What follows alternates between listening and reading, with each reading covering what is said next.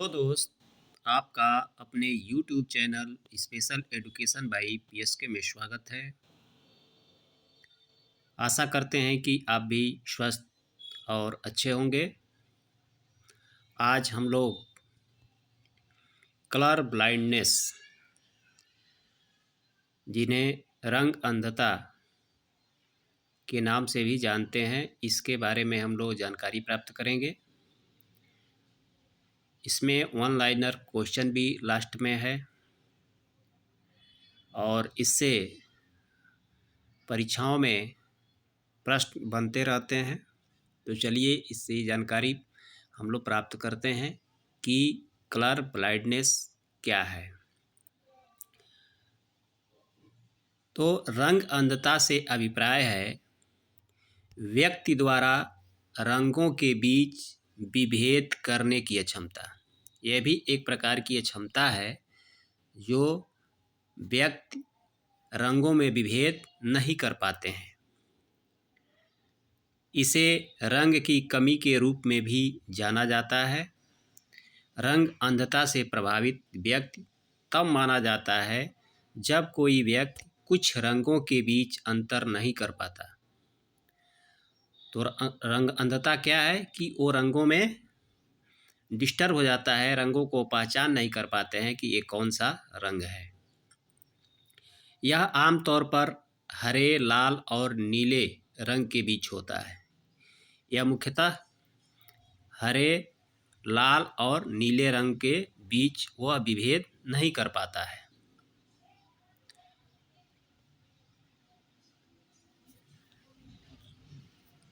व्यक्ति के रेटिना के अंदर दो प्रकार की कोशिकाएं होती हैं। हम जानते हैं कि रेटिना के अंदर दो प्रकार की कोशिकाएं होती हैं, जिन्हें छड़ और शंकु कोशिकाएं कहा जाता है। छड़ और शंकु कोशिका कहा जाता है। छड़ कोशिका केवल प्रकाश और अंधेरे का पता लगाती है। छड़ कोशिकाएं किसके प्रति संवेदनशील होती हैं? प्रकाश और अंधेरे के प्रति, और कम रोशनी के स्तर से प्रति बहुत संवेदनशील होती हैं। और शंकु कोशिकाएं रंग का पता लगाती हैं। शंकु कोशिकाएं रंग का पता लगाती हैं और दृष्टि के केंद्र के पास केंद्रित होती हैं। अब तीन प्रकार के शंकु होते हैं।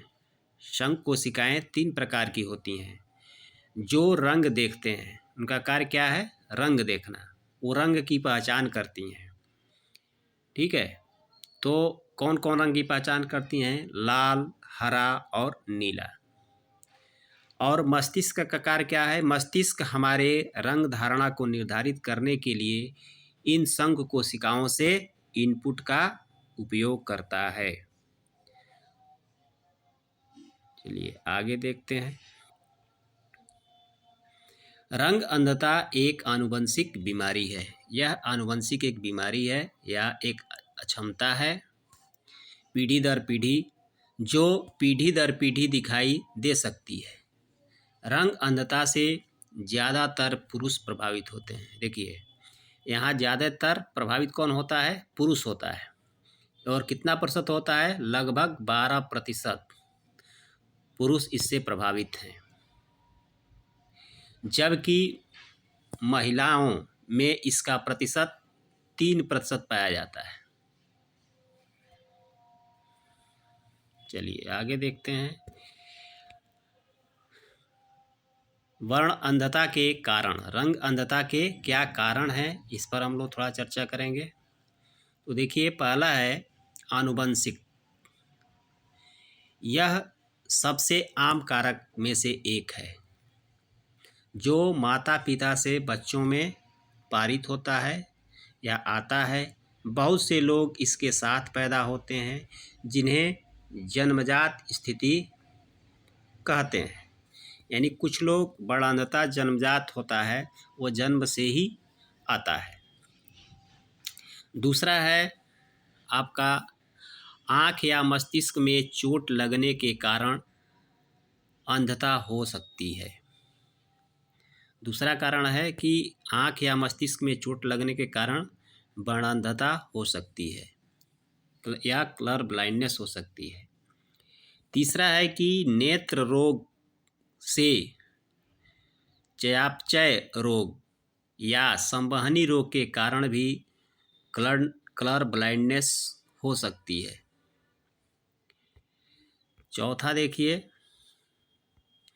चौथा है कि उम्र के साथ मोतियाबिंद ऑप्टिक तंत्रिका क्षति के कारण भी रंग अंधता हो सकती है, यानी वर्णनता हो सकती है। पांचवा है कि पर्यावरण रसायन के कारण भी रंग अंधता हो सकती है। खास तौर से किस कारण से? कार्बन डाइसल्फाइड के कारण ये हो सकता है। इसके लक्षण क्या क्या हैं? वर्ण अंधता के लक्षण क्या क्या होते हैं, इस पर हम लोग चर्चा कर लेते हैं। पहला है सामान्य तरीके रंग और रंगों की चमक को देखने में परेशानी होती है। रंगों को देखने में परेशानी होती है, ये लक्षण है। दूसरा क्या है? समान रंगों के बीच अंतर बताने में असमर्थता। वह एक समान रंग है और उसके अंतर बताने को कहा जाएगा तो उसको नहीं बता सकते हैं। यह लाल कंफ्यूज किस में होते हैं? लाल और हरे या नीले और पीले रंग के साथ सबसे अधिक होता है। यह लाल और हरे या नीले और पीले रंग के साथ दो कैटेगरी हो जाता है, लाल और हरे, और दूसरा नीले और पीले के साथ सबसे अधिक होता है। रंग अंधता का खतरा किसे ज़्यादा होता है, किसको ज़्यादा होता है, इसको देखते हैं। जिन व्यक्तियों को आँख से संबंधित बीमारी है। दूसरा, मधुमेह या शुगर से प्रभावित व्यक्ति जो हैं उनके साथ होता है, खतरा ज़्यादा होता है। अल्जाइमर रोग से प्रभावित व्यक्ति के साथ हो सकता है। चकत्तेदार आँख की समस्या से प्रभावित व्यक्ति को हो सकता है, जो आँख में चकत्ते चकत्ते होते हैं, सफ़ेद या ब्लैक टाइप के। पांचवा है पार्किंसंस रोग से प्रभावित व्यक्ति को ये हो सकता है, ज़्यादा खतरा होने की संभावना है। और रंग अंधता के कितने प्रकार हैं, इस पर हम लोग चर्चा करते हैं। रंग अंधता के प्रकार, टाइप ऑफ कलर ब्लाइंडनेस। इसमें पहला है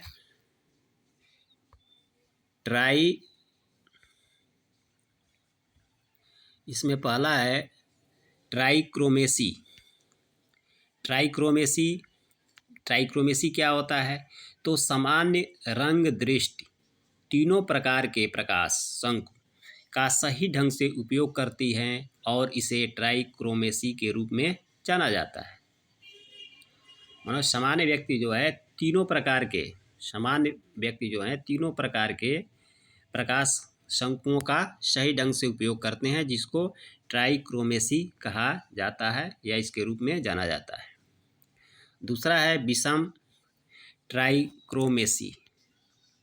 इसे दोषपूर्ण ट्राइक्रोमेसी के नाम से जाना जाता है, यानी इसमें दोष होता है। क्या दोष होता है? तो कुछ इसमें व्यक्ति को कुछ हद तक कलर ब्लाइंडनेस होती है। व्यक्ति तीनों शंकुओं, जो तीन शंकु होते हैं, कोशिकाओं का उपयोग हल्के रंगों को देखने के लिए करता है, लेकिन एक प्रकार का शंकु प्रकाश को संचरण से थोड़ा बाहर बनाता है, जिसके कारण तीन अलग अलग प्रकार के प्रभाव उत्पन्न होते हैं, जिसके आधार पर शंकु प्रकार दोषपूर्ण होता है। चलिए अगला देखते हैं। तीसरा है डाइक्रोमेसी। डाइक्रोमेसी वर्णांधता क्या है? तो इसमें इसे द्विवर्णी रंग अंधता के नाम से भी जाना जाता है। द्विवर्णी यानी ये दो रंगों की ही पहचान कर पाता है, जाना जाता है। इसमें व्यक्ति के अंदर एक संग का पूर्ण अभाव पाया जाता है, जिसमें प्रकाश वर्ण क्रम के वे भाग जिन्हें लाल और हरा शंकु जिन्हें ओवरलैप समझते हैं, और यही कारण है कि लाल और हरे रंग की दृष्टि की कमियों का अक्सर लाल या हरा रंग अंधापन के रूप में जाना जाता है। लाल और हरे को वो नहीं देख पाते हैं, इसलिए कि उनका जो 3 शंकु होता है उसमें से एक शंकु का पूर्णतः अभाव होता है। चलिए, चौथा है प्रोटोनोपिया।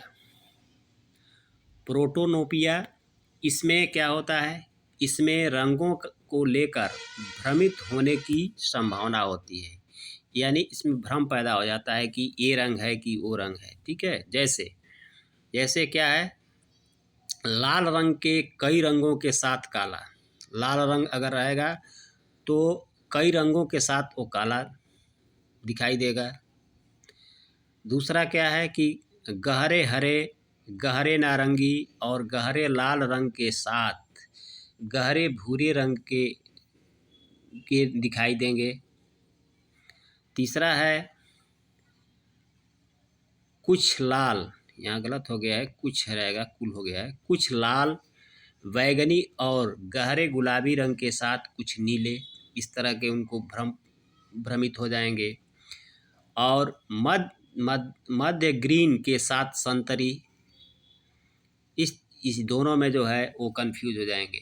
यानी प्रोटोनोपिया जो है यह रंगों को लेकर भ्रमित करने वाली जो है यह अक्षमता है। पांचवा है ड्यूटेरानोप्स। इसमें निम्न रंगों में भ्रमित देखने को मिलती है। किन किन रंगों में देखने को मिलती है? मध्य लाल के साथ मध्य ग्रीन, इसमें भ्रम पैदा होता है कि वो मध्यम लाल है कि मध्यम ग्रीन है, लाल और ग्रीन में डिस्टर्ब हो जाता है। नीले हरे और मध्यम गुलाबी के साथ ग्रे रंग, इसमें कंफ्यूज हो जाता है। पीले रंग के साथ चमकीले हरे, इसमें भ्रम की स्थिति हो जाती है। हल्के भूरे रंग के साथ हल्के गुलाबी, इस तरह का भ्रम हो जाता है।